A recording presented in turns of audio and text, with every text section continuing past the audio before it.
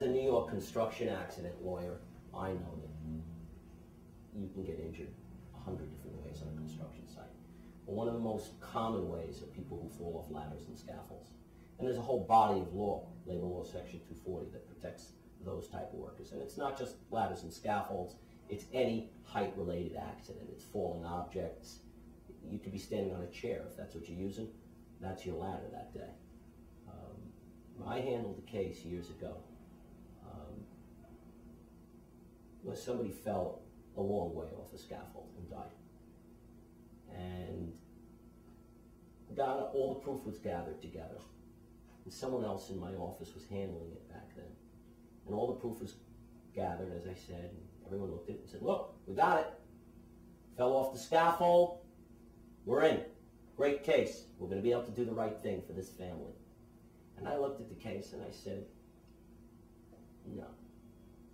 There's one thing that's missing. Nobody actually saw the person fall off the scaffold. And they're dead. So they're not going to come in and testify about it. Naturally, everybody clammed up at the site. And we couldn't get a witness. And I said, now what happens if you're not lucky and you can't settle your case?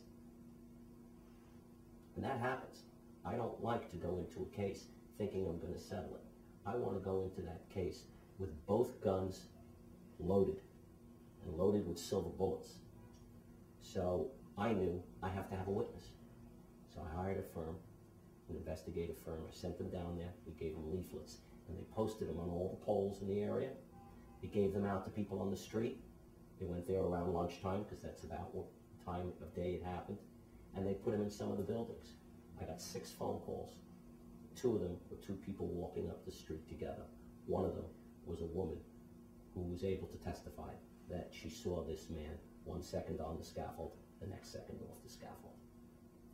And when the defendant's attorneys found out and deposed this witness, then they understood what this case was about.